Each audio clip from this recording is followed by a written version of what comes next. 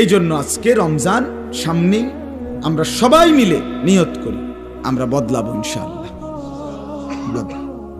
মান লাম ইয়াদা কাওলা যুর ওয়াল আমালা বিহি ফালাইসা লিল্লাহি হাজাতুন আন ইয়াদা তাআমাহু ওয়া শারাবাহু।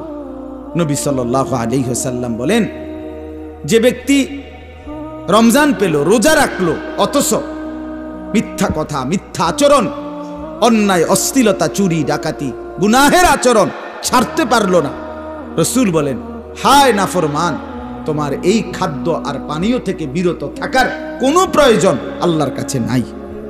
আল্লাহ ভাতের অভাবে, পানির অভাবে তোমারে রোজা রাখতে বলে নাই, তোমারে জান্নাত দেওয়ার জন্য রোজা রাখতে বলছে।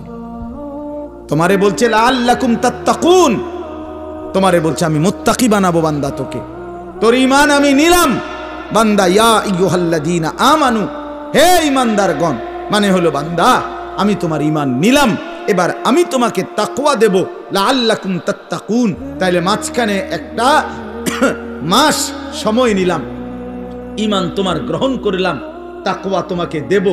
ঈমান আর তাকওয়া হবে, তোমার ঠিকানা হবে সরাসরি জান্নাত। যে মুত্তাকি সে জান্নাত, যে মুত্তাকি সে কি?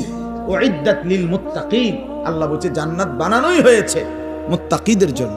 আল্লাহ বলে আমি একটা মাস সময় নিলাম, 30টা দিন বান্দা গুনাহ ছেড়ে দাও, আমার ইবাদতে ডুবে যাও, লেগে যাও। 30 দিনের মাথায় আমি তোমারে মুত্তাকি বানাবো, জান্নাতি বানাবো। ঈমান তোমার পাসপোর্ট, তাকওয়া তোমার ভিসা। পাসপোর্ট নিলাম রোজার আগে, ঈমান নিলাম, একটা মাস রোজার মাস, গুনাহ থেকে বাঁচবা, ইবাদতে লাগবা। 30 দিনের মাথায় আমি আল্লাহ ঈমানের পাসপোর্টে তাকওয়ার ভিসা লাগায় দেব, জান্নাতের ফ্লাইটে উঠায় দেব। ঈদের দিন ফ্লাইট। ফ্লাইট কোন দিন? ঈদের দিন।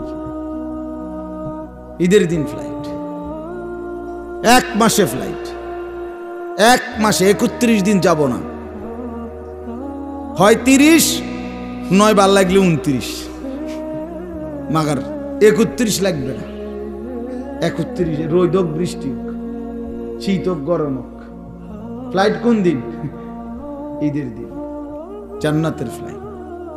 হাদিসে আছে ঈদের দিন আল্লাহর নেয়ামত প্রাপ্ত জান্নাতি বান্দা, রোজাদার যখন আল্লাহর ইবাদত, ঈদের নামাজ পড়ে, তো ফেরেশতারা ডেকে বলে, যাও আল্লাহর বান্দা, খুশি খুশি যাও, কাদ গাফারাল্লাহু লাকুম, আল্লাহ তোমাকে পুরা মাফ করে দিয়েছে, যাও খুশি খুশি। ফারজিউ রাশিদিনা ইলা রিহালি, যার যার ঘরে খুশি খুশি দিলে সন্তুষ্ট চিত্তে ফিরে যাও, যাও রেডি হও জান্নাতের জন্য প্রস্তুতি।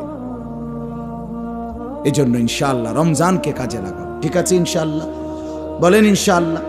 দেখেন আল্লাহ স্পষ্ট বলছে 5টা আয়াতে, কোরআনুল কারীমের সূরা বাকারার 183 নম্বর আয়াত থেকে 187, 5টি আয়াতে রোজার কথা, রমজানের কথা বিস্তারিত বলছে। বলে আল্লাহ লাস্ট বলছে, কাযালিকা ইউবায়্যিনুল্লাহু আয়াতিহি লিন-নাস। আল্লাহ বলে, বন্ধু আমি এভাবেই পরিষ্কার করে আমার বান্দাদের জন্য আমার আয়াত, আমার বিধান, আমার কথা স্পষ্ট করে বলে দিলাম, লাআল্লাহুম ইয়াত্তাকুন, যেন সকলেই মুত্তাকি হতে পারে, জান্নাতি হতে পারে।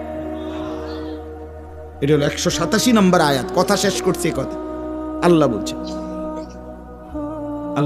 আল্লাহ বলছে, বান্দা আমি সবচেয়ে কমাইছি, সবচেয়ে সহজ করছি, সবচেয়ে ছোট করে আনছি রোজা, শুধু তোমাদের জন্য। আখিরি নবীর উম্মত তোমরা, আমার আখিরি বন্ধুর উম্মত, তোমাদের জন্য আমি সবচেয়ে সহজ করছি রোজা।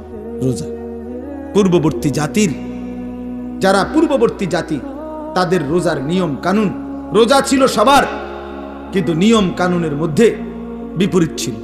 বিশেষ করে আমাদের নবী সাল্লাল্লাহু আলাইহি সাল্লামের সাহাবায়ে কেরামের আমলে তাফসীরে আছে স্পষ্ট, ওলামায়ে কেরাম জানে, যখন রোজা ফরজ হয়েছে, মজার কথা শুনেন, যখন রোজা শুরু হয়েছে সাহাবীদের জামানায়, তখন রোজা কেমনে রাখত?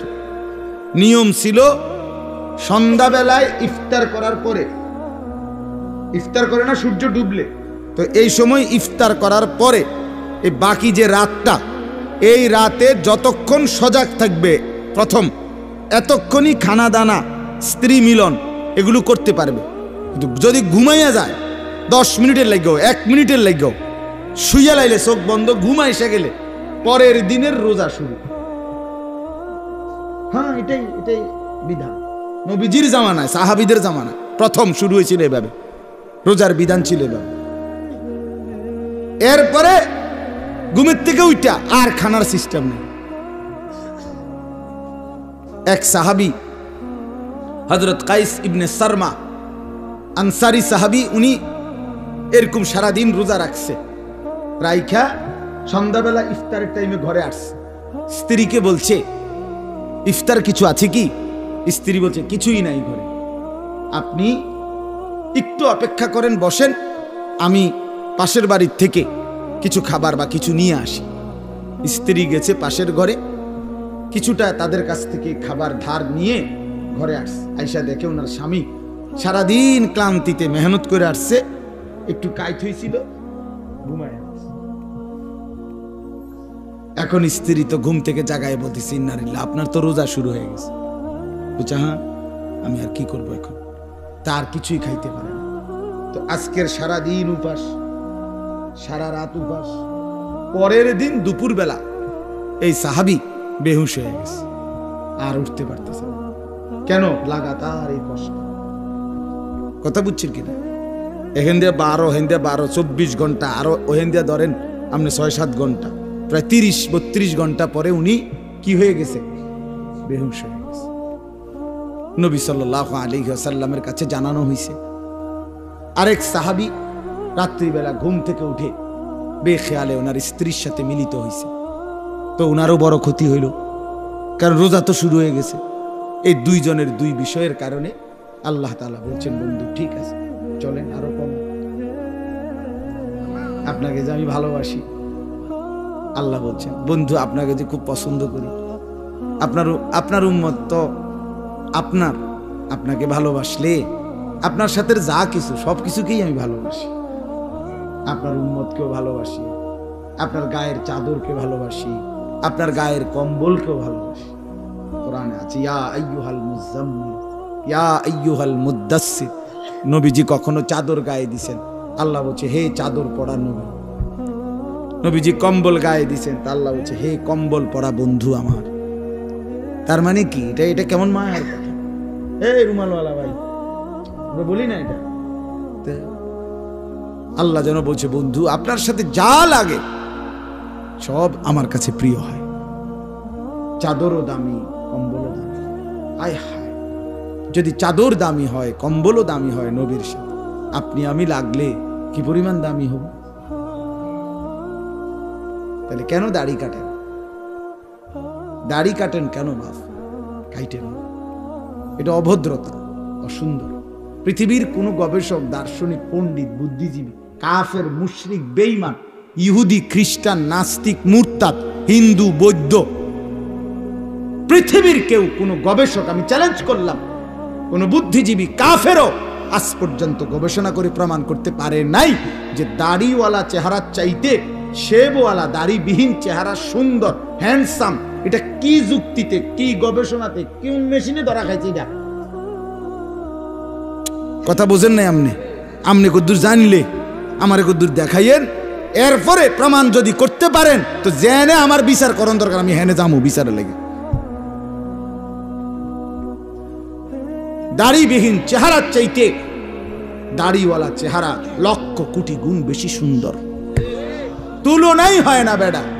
এ তো কাপুরুষের চেহারা বেটা, যে নিজের দেহকে বিকৃত করে, নিজের শরীর চেহারাকে যে বিকৃত করে দেয়, তার হিম্মত কোথায়?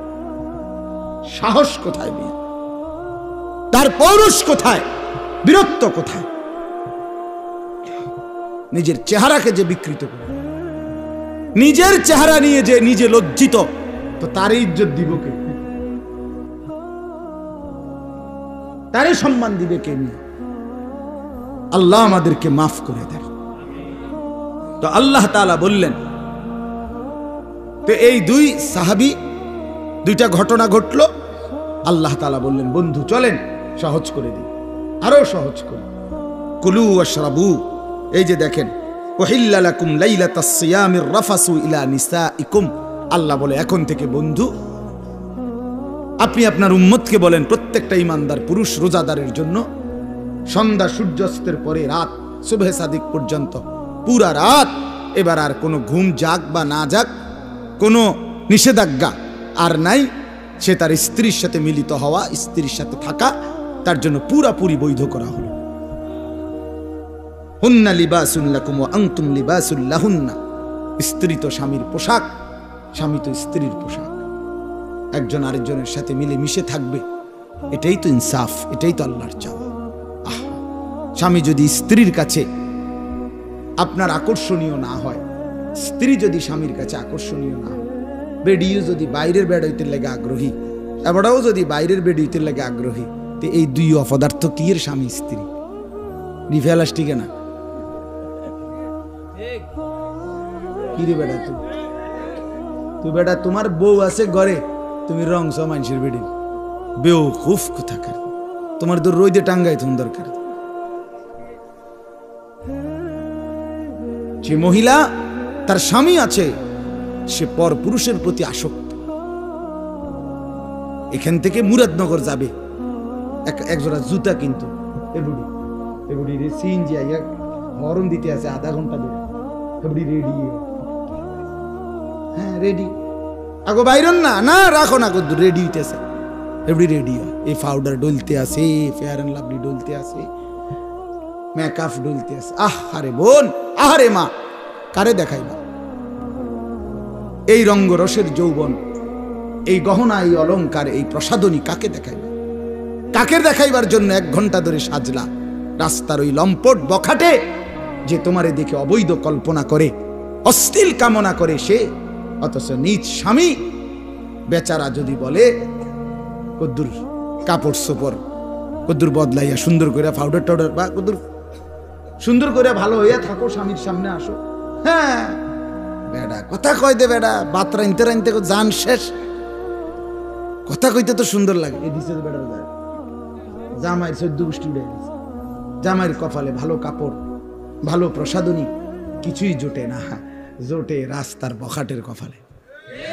আস্তাগফিরুল্লাহ, আস্তাগফিরুল্লাহ, আস্তাগফিরুল্লাহ। আল্লাহ আমাদেরকে মাফ করে দেন। আল্লাহ বলেন এজন্য কি চমৎকার কথা, হুন্না লিবাসুল লাকুম ওয়া আনতুম লিবাসুল লাহুন।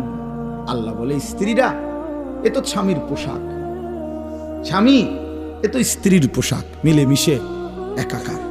সুবহানাল্লাহ। এরপরে আল্লাহ বলেন আলিমাল্লাহু আন্নাকুম কুনতুম তাখতানুনা আনফুসাকুম ফাতাবা আলাইকুম ওয়া আফা আনকুম। আমি জানি তোমাদের কেউ রাত গভীরে স্ত্রীর সাথে মেলামেশা করে ফেলেছো, ভুল হয়ে গেছে, ঠিক আছে, আমি তওবা করো, আমি মাফ করে দিলাম। ফালআনা বাশিরুহুন্না ওয়াবতাগু মা কাতাবাল্লাহু লাকুম। এখন আমি তোমাদের জন্য অনুমতি দিয়ে দিলাম, এখন হালাল করে দিলাম, বৈধ করে দিলাম, তোমরা আমার সিদ্ধান্ত হুকুম তালাশ করো, অর্থাৎ এখন তোমাদের জন্য অনুমতি দেওয়া হলো।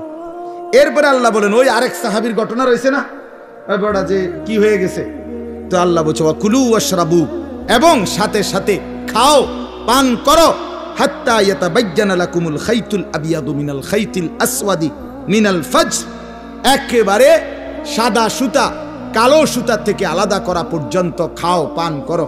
তার মানে রাত্রির কালো রেখা থেকে যখন সুবহে সাদিকের সাদা নতুন রেখা আসে, দাগ আসে, রেখা, সাদা রেখা, ওই পর্যন্ত খাইতে থাকো। সুম্মা আতিম্মুস সিয়ামা ইলাল লাইল, এবং এরপরে সন্ধ্যা পর্যন্ত, সূর্য অস্ত পর্যন্ত, ওই সুবহে সাদিক থেকে সন্ধ্যা পর্যন্ত রোজাটা পূর্ণ করো। আল্লাহ বলেন ওয়ালা তুবাশিরুহুন্না ওয়া আনতুম আকিফুনা ফিল মাসাজিদ। আর শুনো, তবে যদি রমজানের শেষ দশকে ইতিকাফ করো আল্লাহর ঘরে, তাইলে আর স্ত্রীর সাথে যে কোনো রকমের রাতে দিনে কোনো রকমের মেলামেশা আর নিষিদ্ধ করে দেওয়া হলো। আল্লাহ বলেন এতগুলো কথা যা বললাম, তিলকা হুদুদুল্লাহ, এগুলো আমি আল্লাহ তাআলার বিধি নিষেধের সীমারেখা, ফালা তাকরাবুহা, আমার বিধি নিষেধের লঙ্ঘন করে আমার নাফরমানির কাছে যেও না। কাযালিকা ইউবায়্যিনুল্লাহু আয়াতিহি, আল্লাহ বলেন এভাবে আমি পরিষ্কার করে তোমাদের কাছে সব বলে দিলাম, লাআল্লাহুম ইয়াত্তাকুন, যেন বাস্তবিক অর্থে মুত্তাকি হতে পারো, জান্নাতি হতে পারো। এজন্য বাপ, আমাদের জন্য আল্লাহ তাআলা সবচেয়ে সহজ করে দিয়েছেন রমজান, অনেক কমাইয়া আনছেন। কোরআনে আছে ইউরিদুল্লাহু বিকুমুল ইউসরা ওয়ালা ইউরিদু বিকুমুল উসর। আল্লাহ বলেন আমি তোমাদেরকে সহজ করতে চাই, কঠিন করতে চাই না। অতএব আমাদের জন্য আল্লাহই সহজ করেছেন আমাদের জন্য। সুবহে সাদিক থেকে সূর্যাস্ত পর্যন্ত খাদ্য পানীয় স্ত্রী মিলন থেকে বিরত থাকতে বলছেন, আর সারা বছরের মতো চলমান গুনাহ বাঁচতে বলছেন, ইবাদতে লেগে থাকতে বলছেন। তাইলে অতিরিক্ত আহামরি খুব কঠিন কোনো বোঝা আমাদেরকে চাপায় দিছেন। রমজান মানে কি 50 কেজি চালের বস্তা কান্দে লইয়া দাঁড়ায় থাকা? রোজা মানে কি সিমেন্টের বস্তা একটা লইয়া খাড়ায় থাও নাকি? তাহলে এখানে কঠিন কি? এটুকু রোজা যদি আমরা পালন করতে না পারি, এত বড় সুযোগ, জান্নাতের দরজা খোলা, জাহান্নামের দরজা বন্ধ, রহমতের দুয়ার খোলা, শয়তানকে শেকলে বন্ধি। আল্লাহর নবী বলছে একটা নফল একটা ফরজের সমান, একটা ফরজ 70টা ফরজের সমান। শুরুটা রহমত, মধ্যখানটা মাগফিরাত, শেষটা নাজাত। এক একটা নেকি বাড়তে বাড়তে আল্লাহ তাআলা নিজের হাতে নেকি ফেরেশতাকে দিয়ে না লিখিয়ে নিজে লেখেন। এত কথা, এত কথা, এত কথা, এত ফজিলত, এত কিছু নবীজি বললেন আমার বাপ আমার ভাই। এরপরেও যে ব্যক্তি রমজানের কদর করলো না, তার উপরে আল্লাহর লানত, ফেরেশতার লানত, মুহাম্মদুর রাসূলুল্লাহর লানত। তোর উপরে খোদার গজব পড়ুক, তোর উপরে খোদার লানত পড়ুক। হ্যাঁ, এটা আমি বলি না, এটা জিবরাইল বলে গেছে নবীকে।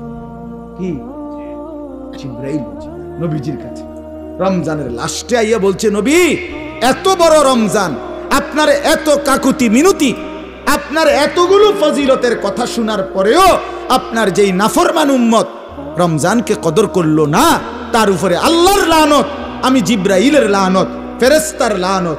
নবী বলছে আমিন।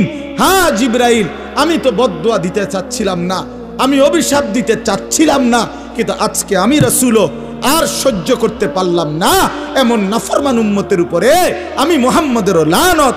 আমিন, আমিও মেনে নিলাম। যা যা বেঈমান, যা তুই মোবাইলে টিপ, যা তুই নারী নিয়েই থাক, তুই সুদের আড্ডা, ঘুষের আড্ডা, যা তুই বিড়ির আড্ডাতেই থাক, যা, ঠিক আছে, তুই জীবন এভাবেই শেষ কর, যা না, ঠিক আছে, দুনিয়াই তো ভোগ করবি না তো 60 বছর 70 বছর। এরপরে আবু জেহেল দুনিয়াতে মাটির উপরে মাতবরি করছে কতদিন, মাটির নিচে পড়ে আছে আজ কতদিন? এই মিয়া বলেন না কেন? ফেরাউন মাটির উপরে ছিল কতদিন, আজ মাটির নিচে কতদিন? নমরুদ মাটির উপরে ছিল কতদিন, মাটির নিচে কতদিন? নূহ আলাইহিস সালামের উম্মত মাটির উপরে অহংকার করছে কতদিন, মাটির নিচে পড়ে আছে আজ কতদিন? এজন্য এটা হিসাব করেন, ভাবতে শিখেন। ছেলেরা তোমাদেরকেও বললাম, একটা ছেলেও যদি বোঝে আলহামদুলিল্লাহ, না বুঝলেও আমাদের কোনো হতাশা নাই, কারণ ফেরিওয়ালার কোনো হতাশা নাই। ফেরিওয়ালা তার পণ্য বিক্রি হোক বা না হোক, সে ফেরি করতেই থাকে, ফেরিওয়ালা বলতেই থাকে। ফেরিওয়ালা তার পণ্যের নাম ঘোষণা দিতে বিরতি দেয় না, সে বলতেই থাকে বালতি বালতি, মানে যেটা তার মাল বেচবে ওইটা সে বলতে। সে জানে তার প্রতি ডাকে কাস্টমার আসে না, আসে, কিন্তু সে তবুও যে জানে যদি 200 বার ডাকার পরে একটা কাস্টমার আসে। এই জন্য ফেরিওয়ালা হতাশ হয় না। এই জন্য আল্লাহর পথে যারা ডাকে তাদের কোনো হতাশা নেই, তারা ফেরিওয়ালা, বলতেই আছি বলতেই আছি। আল্লাহ তাআলা আপনাদেরকে তৌফিক দেন, কবুল করেন এই মাদ্রাসা মসজিদ, আল্লাহ তাআলা যেন কবুল করেন। আপনাদের কাছে বিনীত অনুরোধ, রমজানকে কাজে লাগাবেন, বলেন ইনশাআল্লাহ। আল্লাহর ঘর তাওয়াফের জন্য, আল্লাহর ঘর জিয়ারতের নিয়ত করেন। রমজানের শেষ 10 দিন ইতিকাফের নিয়ত করেন। বেশি বেশি আল্লাহর জিকির, তাসবিহ, তেলাওয়াত, দোয়া, কান্নাকাটির মধ্যে কাটাবেন, আর বিশেষভাবে গুনাহ থেকে বাঁচবেন। যুবক ছেলেরা তোমাদেরকে আবারও বলছি, হায়াতের এই সুন্দর সময়টা, যৌবনকাল নষ্ট করো না। আবারও বলছি, মাফ বিশেষভাবে বল, তুমি নষ্ট হইলে, তুমি পৌঁছা গেলে পৃথিবীর কিচ্ছু হইতো না। পৃথিবীর সূর্য ডুবে, চাঁদও ডুববে, শুধু তুমি বাদ পড়ে গেলে আর কি। কেউ মরলে পৃথিবীর কিচ্ছু হয় না, কথা বলেন না কেন? রাস্তায় অ্যাক্সিডেন্টে যে লাশ পড়ে আছে, তো বাকি সিএনজি গাড়ি সব গাড়ি চালানি বন্ধ করে দেয় না। কারো হাতে সময় নেই, আমনের লেগে বইয়া তাওনের টাইম কারো নেই, সবাই শাড়ি দিয়ে কাইটা কাইটা সব গাড়ি চলে যায়, কারো হাতে সময় নেই। এই জন্য বন্ধু, কারো মৃত্যুতেই যেখানে কারো হাতে সময় নাই, তো তুমি আর আমি নষ্ট হয়ে গেলে কার হাতে সময় আছে? কার হাতে সময়? নিজের জীবনটাই নিজে নষ্ট করে দিলাম, নিজের বরবাদি নিজে করলাম। এজন্য শেষ পর্যন্ত কবরে আমি একাই, হাসরে আমি একাই, ফুলসেরাতে আমি একাই। কাজেই আমার বুঝ আমাকেই করতে হবে। আল্লাহ আমাদেরকে তৌফিক দেন, কবুল করেন। আপনারা মাদ্রাসাকে ভালোবাসেন, দয়া করে একটা মাদ্রাসা, আমার শায়েখ আল্লামা মুফতি মুশতাকুন নবী কাসিমি হুজুর সবসময় বলে, একটা মাদ্রাসা আল্লাহর বান্দাদের কাছে তিনটা জিনিস চায়। কয়টা জিনিস? এক নাম্বার দোয়া, মুসলমান দোয়া করবে মাদ্রাসার জন্য, এটা একটি মাদ্রাসা কামনা করে। দুই, আতফাল, মুসলমানের সন্তান, মুসলমানদের ছেলে মেয়ে মাদ্রাসায় পড়বে, ঠিক কিনা বলে? মাদ্রাসা শুধুই মুসলমানদের প্রতিষ্ঠান, মাদ্রাসা হিন্দুর বাচ্চা পড়বে না, ইহুদি খ্রিস্টান নাস্তিকের বাচ্চা পড়বে না। কাজে মাদ্রাসা মুসলমানদের প্রতিষ্ঠান, যেন মুসলমানের সন্তান মাদ্রাসা কামনা করে। তিন নাম্বার আমওয়াল, মুসলমানের দান সাদাকা মাল, মুসলমান আল্লাহর বান্দারাই মসজিদে মাদ্রাসায় কিছু কিছু দেবে, এতে করে মাদ্রাসাও আগাবে আর ওই আল্লাহর বান্দার আখিরাতও আগাবে, ঠিক কি না বলেন? অতএব এই তিনটা জিনিস আপনাদের কাছে আমি অনুরোধ করছি, 2টা মিনিট দিলেও 2-4 মিনিট, না দিলেও 2-4 মিনিট, দয়া করে মাদ্রাসার জন্য প্রত্যেকেই পকেটে হাত দিয়ে আল্লাহর ওয়াস্তে, আল্লাহর জন্য, নিজের ভালোর জন্য, আখিরাতের জন্য কিছু সহযোগিতা করেন, দেখবেন লাভবান হন। রমজানের হায়াত কামনা করে দান করেন, রমজান পর্যন্ত পৌঁছার আশায় দান করেন, নিজের ভিতরে ঈমান আমলের তৌফিকের জন্য দান করেন। একজন বা দুইজন বড় ছাত্র আছে কিনা দেখেন মাদ্রাসার,